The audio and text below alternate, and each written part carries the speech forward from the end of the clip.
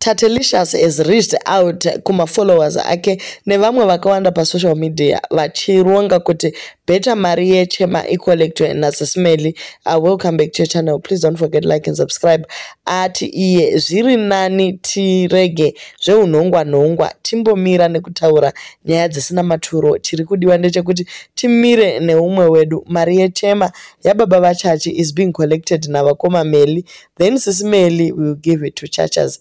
Isu we know chachi, so ndiye watinopa mari yechema because ndiye watinoziva. Ngatisaitai unhongwa pari kuchema vamwe. Atidi nhongwa, no nhongwa please. Chema to Meli, then Meli hands over to Kamchacha. That's being respectful to protocol. Why chema to chachi? Because ndiye watinoziva.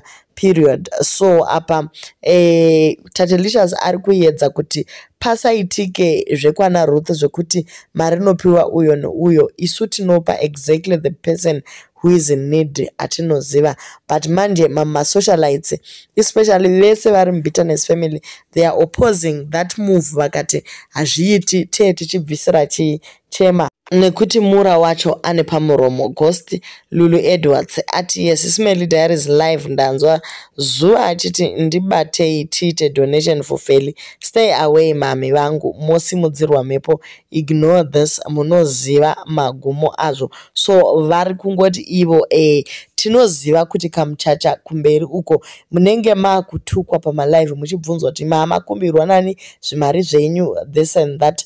But Tatelicious ari kuita a good move yekuti mari ngaibvisiwe iende. Zviri nani titukwe later, asi isusu sema socialites tambomira neumwe wedu munguva yake kuchema.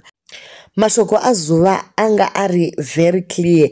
Ati iye, we are humans first before we are Facebook personalities, before we are influencers or social media celebrities and all that. Tiri vanhu first. Ko unhu wedu sema Zimbabweans wakaenda kupi. Munhu kana achinge ashaikirwa tinobvisa chema, tinobatsira patinokwanisa napo. Asika nyaya yekuzoti munhu achangoreceiva message yekuti baba wake vashaika, vanhu votoitanga kuita malive vachinakirwa vachiseka.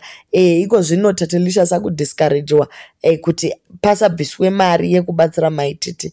Why are people doing that? Ndo mubvunzo uripo kuti nemhaka yei ruvengo rwacho rwambonyanyo kura rwadiniko. Maititi zvavanongoriwo socialite like every other, vanomaindawo business ravo one.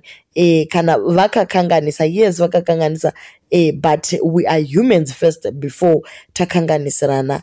Ko unhu wedu wakaenda kupi.